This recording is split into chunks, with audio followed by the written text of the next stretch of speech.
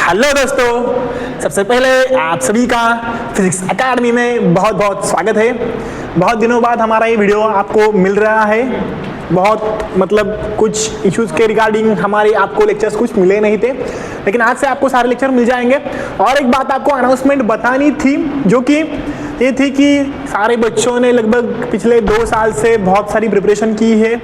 कुछ बच्चों ने नहीं की होगी, कुछ बच्चे शुरुआत कर रहे होंगे, कोई बात नहीं। हमारा फिजिक्स एकेडमी हर वक्त आपके साथ है।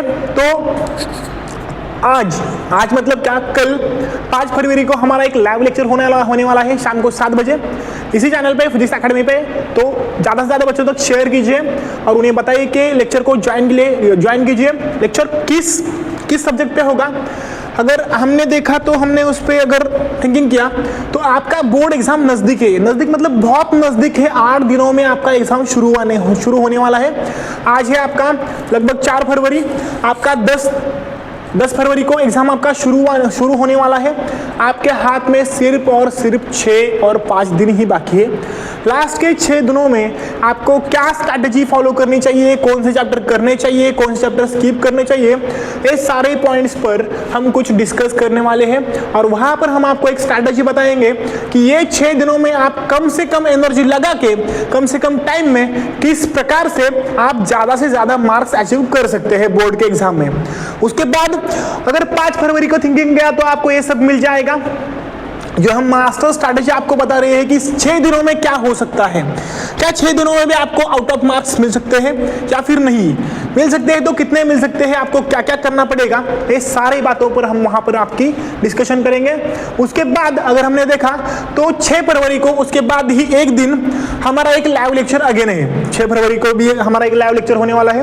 वो लेक्चर क्या होने वाला है, लेक्चर होगा आपका रिगार्डिंग HSC बोर्ड एग्जामिनेशन। हमारे फिजिक्स एकेडमी टीम ने कुछ काम किया है आपके कंटेंट पे, बहुत दिनों से काम ये चल रहा है और वो काम हम आपके सामने लेकर आ रहे हैं। मतलब क्या, पेपर का ब्लूप्रिंट हम आपको देने वाले हैं।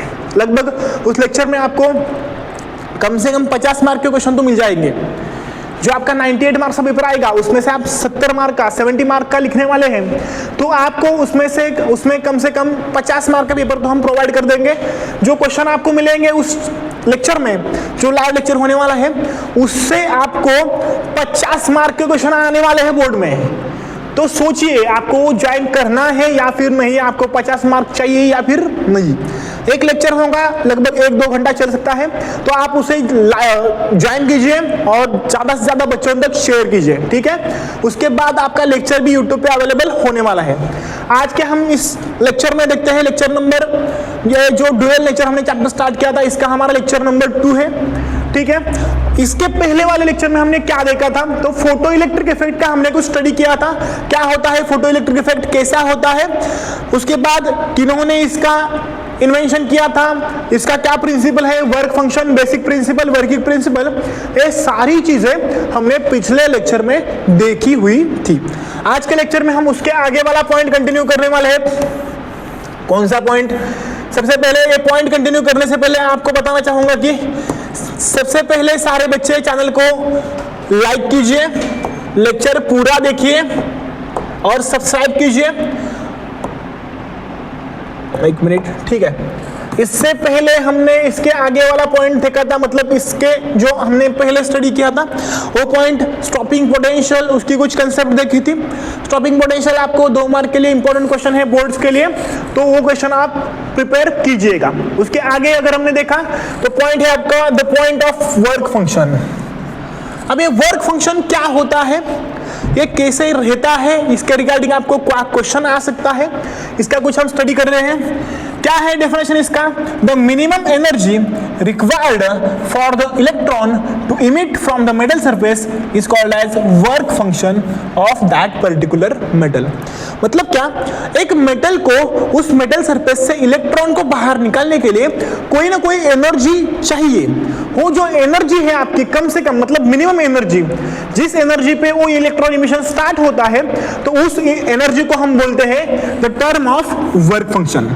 ओके, ये डेफिनेशन आपको 2 मार्क के लिए या फिर 1 मार्क के लिए आ सकती है, यहां से प्रिपेयर कर दीजिएगा। वर्क फंक्शन हम किस में मेजर करते हैं? Measured in EV, electron volt में हम इसे मेजर करते हैं, गलती नहीं करनी है। उसके बाद यहाँ पर इन्होंने हमें 2 मेटल्स का वर्क फंक्शन प्रोवाइड किया है। कौन कौन से 2 मेटल है यहाँ पर? अगर देखा तो यहाँ पर आपको पोटेशियम अवेलेबल है, पोटेशियम का वर्क फंक्शन है 2.3 इलेक्ट्रॉन वोल्ट। उसके बाद है आपको गोल्ड, गोल्ड का वर्क फंक्शन है आपको 5.1 इलेक्ट्रॉन वोल्ट। ठीक है, ये आपको सीईडी में पूछा जा सकता है question, work function of the particular metal, और आपको 4 ऑप्शन में एक ऑप्शन चूज करना है करेक्टली, उसमें से आपको 1 मार्क मिल जाएगा। यहाँ पर भी एक आपको टेबल दिया है, इसमें आपको डिफरेंट मेटल के डिफरेंट वर्क फंक्शन प्रोवाइड किए गए हैं। पहली बात पोटेशियम का अगर अभी हमने देखा 2.3 इलेक्ट्रॉन वोल्ट, सोडियम का यहाँ पर नया है आपको 2.4 इलेक्ट्रॉन वोल्ट। उसके बाद आपको कैल्शियम का यहाँ पर है 2.9 इलेक्ट्रॉन वोल्ट। उसके बाद जिंक का है यहाँ पर 3.6 इलेक्ट्रॉन वोल्ट। उसके बाद सिल्वर का वर्क फंक्शन है 4.3 इलेक्ट्रॉन वोल्ट। उसके बाद एल्यूमिनियम का वर्क फंक्शन है 4.3 इलेक्ट्रॉन वोल्ट। उसके बाद टंगस्टन का वर्क फंक्शन है 4.5 इलेक्ट्रॉन वोल्ट, कॉपर का है 4.7 इलेक्ट्रॉन वोल्ट, निकेल का है 5.0 इलेक्ट्रॉन वोल्ट और गोल्ड का है 5.1 इलेक्ट्रॉन वोल्ट। तो इससे आपको क्वेश्चन कहां पर बनेगा? सीईटी में 1 मार्क को एमसीक्यू का क्वेश्चन यहां से आपको बन सकता है, तो उसके लिए आप इसका प्रिपरेशन कर दीजिएगा। ठीक है, उसके बाद आगे वाली टर्म हमें यहां पर है, आगे वाली टर्म है द टर्म ऑफ फोटोसेल। तो फोटोसेल क्या होता है? 1 मिनट, फोटोसेल के रिगार्डिंग हमें यहां पर एक डायग्राम में होगी, देखते हैं। हाँ, डायग्राम हमारी अगली स्लाइड में है यहां पर। ठीक है, फोटोसेल की यहां पर आपको कुछ प्रॉपर्टीज दी हुई है, उससे पहले हम डायग्राम देखते हैं 1 मिनट। तो ये होता है फोटोसेल। ठीक है, क्या है कंसेप्ट फोटोसेल? क्या आपको ये जो डायग्राम है, डायग्राम आपको बल्ब की सेम टाइप में दिख रहे हैं, मतलब जो सब बल्ब होता है उस बल्ब की टाइप में हमें ये डायग्राम दिख रहे हैं। ये बल्ब जो होता है फोटोसेल क्या होता है, कैसे काम करता है, यहाँ पर हम कुछ देखते हैं। पहली बात, यहाँ पर आपको एक कैथोड है, यहाँ पर आपको एक एनोड है। 2 प्लेट होती है, एक होती है आपकी इमिटर प्लेट। कौन सी होती है? ठीक है, इमिटर है तो यहाँ पर आपको कलेक्टर भी मिलेगा। ये पहला पार्ट, ये दूसरा पार्ट, ये आपको 2 पार्ट तो मिल गए, इमिटर देन कलेक्टर। उसके बाद यहाँ पर हमें एक माइक्रो एमिटर कनेक्ट किया हुआ है, यहाँ पर एक बैटरी है, यहाँ पर आपको अगेन एक सोर्स है, ये बीच में आपको रियोस्टेट कनेक्ट किया हुआ है। ठीक है, और यहाँ पर है main part, that is the incident light. Principle क्या है? फोटोसेल एक ऐसा डिवाइस है, इस डिवाइस में आपको उस इमिटर प्लेट पे, मतलब इमिटर प्लेट पे क्या होता है, इमिटर आपकी एक मेटल प्लेट है जिसका आपने अभी वर्क फंक्शन देखा, उसमें से कोई मेटल प्लेट है। उस मेटल प्लेट पे हम इंसिडेंट लाइट उस पे फॉल करते हैं। लाइट फॉल होने के बाद इस सरफेस से आपको इलेक्ट्रॉन इमिट होता हुआ देखने को मिलेगा। जब इलेक्ट्रॉन बाहर पड़ेगा, ये इलेक्ट्रॉन हमारा कलेक्टर प्लेट है, और कलेक्टर प्लेट अपोजिट चार्ज से, मतलब पॉजिटिव चार्ज से उसे अट्रैक्ट करेगा, कलेक्ट करेगा, और इस प्रोसेस में जब हमारा इलेक्ट्रॉन इमिट होता है, उस इमिशन में आपको HNO amount of light energy बाहर पड़ती है। ये बाहर जब पड़ेगी तब हमारा फोटोसेल ग्लो होगा और हमें लाइट एनर्जी देखने को मिलेगी, और वो कलेक्टर प्लेट का फिर आके आपको माइक्रोमीटर से मेजर करके बैटरी में कलेक्ट हो जाएगा। ये जो आपकी प्रोसेस है, ये प्रोसेस से हमें क्या मिलता है? लाइट एनर्जी तो मिलती है, आपका फोटोसेल ग्लो हो जाएगा। लेकिन ये कब काम करता है? It works on the principle of photosensitivity, मतलब लाइट जब आती नहीं है तब तक हमारा फोटोसेल ग्लो नहीं हो सकता। इसे हमें लाइट एनर्जी चाहिए। लाइट एनर्जी के बाद आपको ये फोटो इलेक्ट्रिक इफेक्ट के प्रिंसिपल पे वर्क करता है, उसके प्रिंसिपल पे ये आपको लाइट एनर्जी प्रोवाइड करेगा। ठीक है, तो क्या होगा? ये आपकी है इमिटर प्लेट। इमिटर प्लेट आपकी क्या होती है? तो इमिटर प्लेट आपकी हेवीली डोप्ड होती है एन टाइप से। किससे? एन टाइप से। एन टाइप से मतलब क्या? एन मतलब negative, that is the electrons are heavily doped in this emitter plate. ठीक है, इमिटर प्लेट पे आपको इंसिडेंट लाइट मिलेगी। इंसिडेंट लाइट इस पे पड़ने के बाद इससे आपको इलेक्ट्रॉन बाहर इमिट होगा। इलेक्ट्रॉन बाहर इमिट होने के बाद ये जो आपका यहाँ पर कलेक्टर है, ये कलेक्टर आपके उस इलेक्ट्रॉन को यहाँ पर खुद के पास अटैच कर लेगा। अटैच करने के बाद ये इलेक्ट्रॉन इस वायर से आके यहाँ पर आपको फिर से इस बैटरी में स्टोर हो जाएगा। इतना है इसका प्रिंसिपल। इसमें आपको दो प्रिंसिपल वर्क होते हैं, पहला तो photo sensitivity, second photo electric effect. ठीक है, क्या दिया है, photocell based on the working principle of photo electric effect, देख लिया। ठीक है, radiation energy is converted into electrical energy. यहां पर क्या होती है, रेडिएशन मतलब लाइट एनर्जी को हम इलेक्ट्रिसिटी में कन्वर्ट करते हैं। थर्ड क्या है, solar cell is not a photo cell, मतलब क्या, हमने इलेक्ट्रिसिटी जनरेशन के लिए from the light source solar से मतलब सन से एक डिवाइस देखा है, that is the solar cell. मतलब अब आपके एक डाउट होगी आपके मन में, क्या होगी कि सर सोलर सेल और फोटो सेल दो कंसेप्ट सेपरेट है क्या, एक है? तो पहली बात, ये आपकी दोनों कंसेप्ट पूरी सेपरेट है।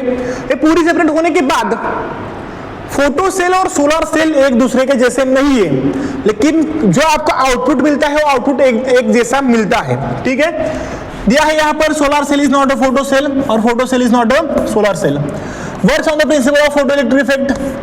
उसके बाद क्या है, gamma radiation, X-ray, UV light used in it as a source of incident light.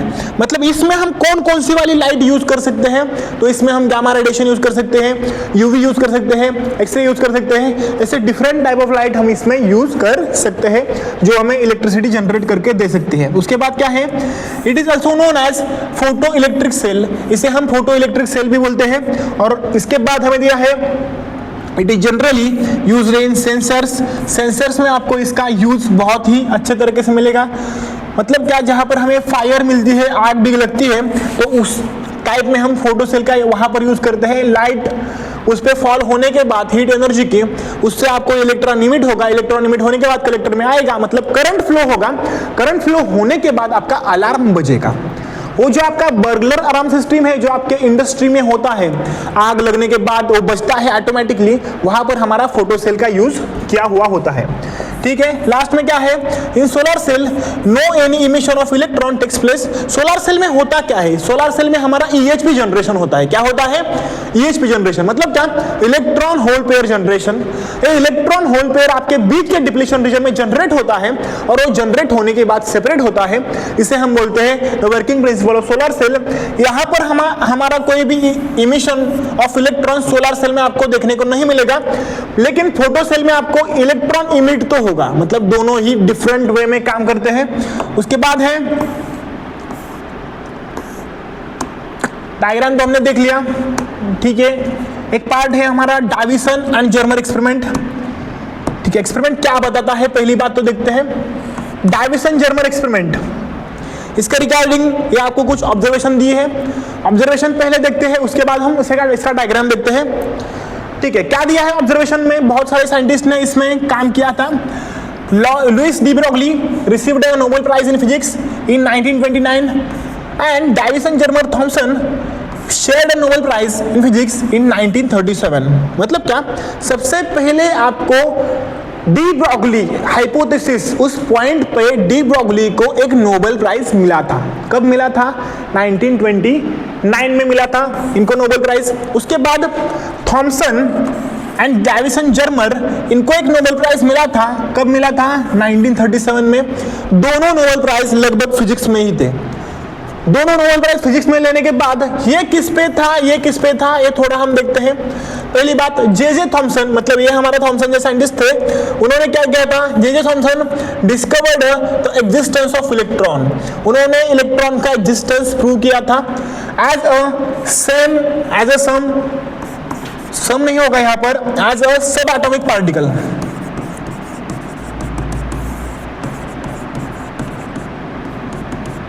मतलब जे थॉमसन ने आपको जो एग्जिस्टेंस ऑफ इलेक्ट्रॉन दिया था, उसमें उन्होंने बताया था कि इलेक्ट्रॉन एक आपका सब एटॉमिक पार्टिकल है। एटम में आपके इलेक्ट्रॉन के जैसे और भी कोई पार्टिकल है। कौन कौन से पार्टिकल है, प्रोटॉन है, न्यूट्रॉन है, इलेक्ट्रॉन है, ये आपके 3 सब एटॉमिक मेन पार्टिकल है। इसमें आपको और भी कुछ सब टाइप्स देखने को मिलेंगे। पहली बात, इलेक्ट्रॉन उनमें से एक है। ठीक है, उसके आगे क्या दिया है, व्हाइल हिज सन, उसका जो बेटा था, उसका son GP Thomson showed that electron behave like a wave।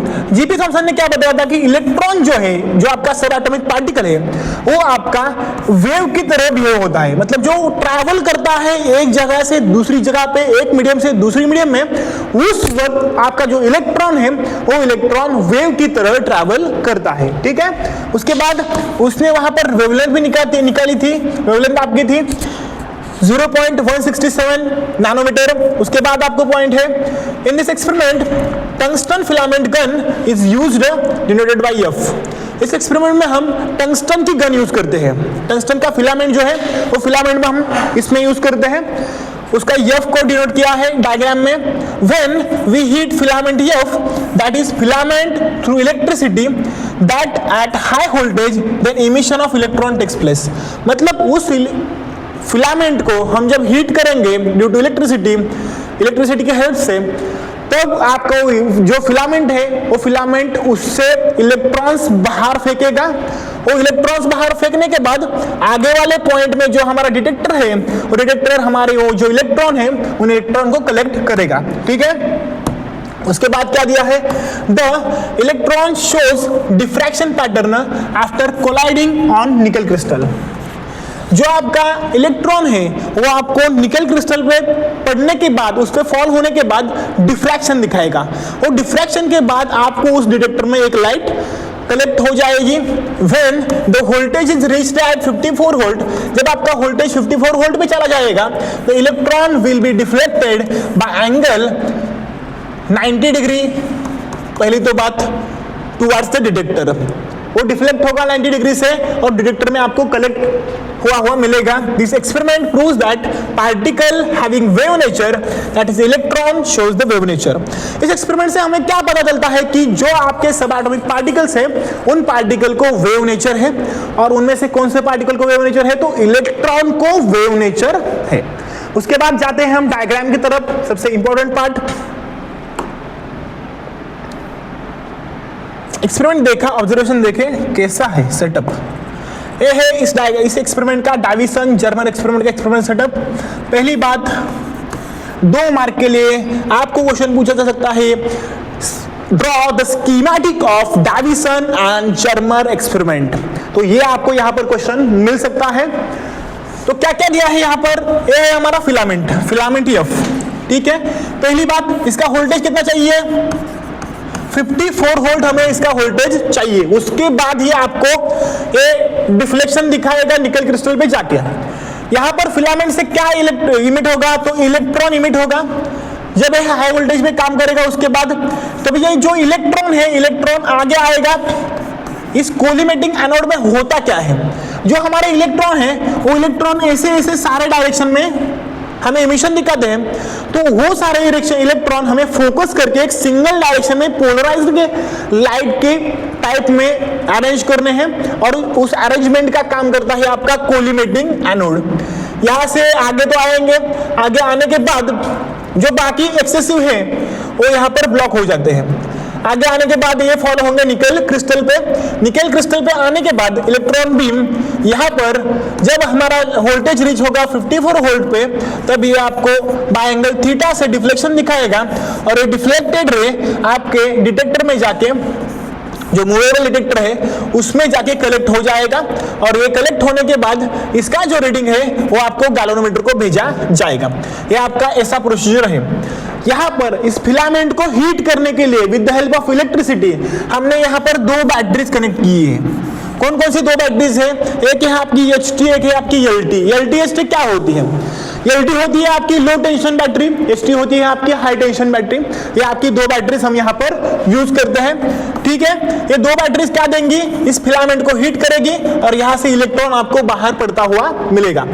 यहाँ पर इतना है आपका डायग्राम। ऐसा होता है डाविसन जर्मन एक्सपेरिमेंट। इससे हमें क्या मिला था, इलेक्ट्रॉन को वेव नेचर होता है और इलेक्ट्रॉन वेव की तरह बिहेव करता है। इतनी चीजें हमने इसमें देखी थी।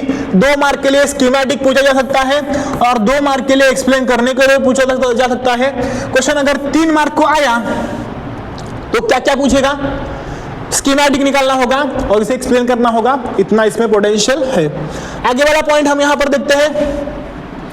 आगे वाला पॉइंट यहां पर क्या है, हमें एक शॉर्ट नोट है लास्ट की जो वेरी मोस्ट इंपॉर्टेंट है, इससे पहले पूछी गई है। क्या है short note? Wave particle duality of matter, that is the main M of that chapter. मतलब इस चैप्टर से हमने क्या लिया था? इस चैप्टर से हमने वेव पार्टिकल ड्युअलिटी ली थी, जो हमारे साइंटिस्ट डी ब्रॉगली ने यहाँ पर उस पर नोबेल प्राइज लिया था, और उस नोबेल प्राइज की वजह से हम ये नोट यहाँ पर लिख रहे हैं। उसके बाद हमें इसके रिगार्डिंग डी ब्रॉगली हाइपोथेसिस पे और एक डेरिवेशन भी देखना है। डेरिवेशन मतलब क्या है? That is the de Broglie hypothesis, de Broglie wavelength, वो हम यहाँ पर निकालने वाले हैं। वो डेरिवेशन है, इसलिए इस पीपीटी में नहीं लिया है, वो आपका अलग से लिया जाएगा। क्या दिया है? पहला point, according to Davisson and Germer experiment we can conclude that electron have wave nature. पहली बात, यहां पर इन्होंने क्या बताया? इलेक्ट्रॉन को वेव नेचर होता है, मतलब जो आपके सब एटॉमिक पार्टिकल बिहेव करते हैं एटम में, उस मैटर में से इलेक्ट्रॉन को वेव नेचर होता है। उसके बाद क्या है? Also, electrons are elementary particles. That is, it shows particle nature. It means matter, that is the particles having dual nature. मतलब क्या है? पहले एक्सपेरिमेंट में इलेक्ट्रॉन ने आपको वेव नेचर दिखा दिया, दूसरे एक्सपेरिमेंट में इलेक्ट्रॉन ने आपको पार्टिकल नेचर दिखा दिया। मतलब यहां पर आपको क्या मिला था? The particle nature of the electron. Third क्या दिया है statement? Material particles shows wave nature under circumstances, this phenomenon is known as wave particle duality of the matter. मतलब क्या? हमारे जो मटेरियल पार्टिकल्स है, इलेक्ट्रॉन होगा, प्रोटॉन होगा, उसके बाद प्रोटॉन होगा, न्यूट्रॉन होगा, ये जो आपके सब एटॉमिक एलिमेंट्री पार्टिकल्स है, ये पार्टिकल अंडर डिफरेंट सर्कमस्टेंसेस, मतलब डिफरेंट कंडीशंस में आपको दो नेचर दिखाते हैं। कौन कौन से? एक तो वेव नेचर, एक तो पार्टिकल नेचर। तो ये जो हमें एक्सपेरिमेंट यहां पर क्या दिखाता है? दिस फिनोमेनन को हम बोलते हैं wave particle duality of matter. ये क्वेश्चन आपको 2 मार्क के लिए बन सकता है या फिर 1 मार्क के लिए बन सकता है। Define wave particle duality of matter, उसके बाद explain wave particle duality of matter. ये यहां पर आप ये डेफिनेशन वहां पर कैरी कर सकते हैं। उसके बाद क्या है? In conclusion, for both electromagnetic radiation, for atomic and subatomic particles, particle nature is domain। मतलब क्या यहां पर जब हम इलेक्ट्रोमैग्नेटिक रेडिएशन का स्टडी करते हैं in case of atomic and सब एटॉमिक पार्टिकल, वहां पर आपका जो पार्टिकल नेचर है वो डोमेन होता है। मतलब आपको ज्यादातर केस में आपका जो पार्टिकल है आपको पार्टिकल नेचर दिखाता है during their interaction with matter. उसके बाद क्या है? ऑन द अदर हैंड, दूसरी साइड में जब हम देखते हैं ट्रैवलिंग टू स्पेस, जब हम स्पेस में ट्रैवल करते हैं इलेक्ट्रोमैग्नेटिक रेडिएशन को छोड़ के, particularly when their confinement is of the same of order of magnitude are associated wavelengths, then wave nature is the domain। मतलब जब हम स्पेस में ट्रैवल करते हैं तब हमारा जो पार्टिकल है वो एज ए इलेक्ट्रोमैग्नेटिक वेव की तरह बिहेव करता है, और इसे हम वेव नेचर की वेव नेचर का नाम उसे हम दे सकते हैं। यहां पर हमें क्या क्रिएट हुआ? इलेक्ट्रॉन को पहले तो वेव नेचर था, उसके बाद पार्टिकल नेचर था, उसके बाद आपको जो दोनों पार्टिकल्स है सब एटॉमिक, एलिमेंट्री पार्टिकल्स, ये डिफरेंट कंडीशन में डिफरेंट वे नेचर दिखाते हैं। कौन कौन से हैं? एक तो पार्टिकल, दूसरा तो वेव नेचर, ये दोनों नेचर यहां पर दिखाते हैं। इसलिए हम ये नोट यहां पर लिखते हैं। ये किन्होंने एक्सप्लेन किया था?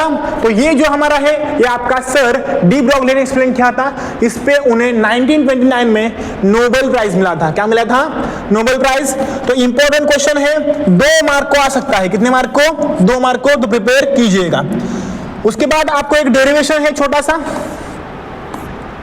इस चैप्टर में से, तो वो डेरिवेशन हम अगले लेक्चर में देखने वाले हैं। उससे पहले वो जो कल का आपका लाइव लेक्चर होने वाला है 5 फरवरी को शाम को 7 बजे, 6 फरवरी को शाम को 7 बजे, वो लेक्चर, दोनों जो लेक्चर हैं मोस्ट इंपॉर्टेंट आपको होने वाले हैं। और आपका जो पाथ है, आपका जो क्लियरेंस है, मतलब जो आपके डाउट है, जो आपका डर है, वो सारे खत्म करने वाले हैं। इसलिए ज्यादा से ज्यादा बच्चों तक शेयर कीजिए, लाइक कीजिए, सब्सक्राइब कीजिए और उस लेक्चर को ज्वाइन कीजिए। टाइम निकालिए, टाइम निकालेंगे तो आपको उसके रिजल्ट्स अच्छे से मिल जाएंगे। ठीक है, थैंक यू सो मच। मिलते हैं लाइव लेक्चर में।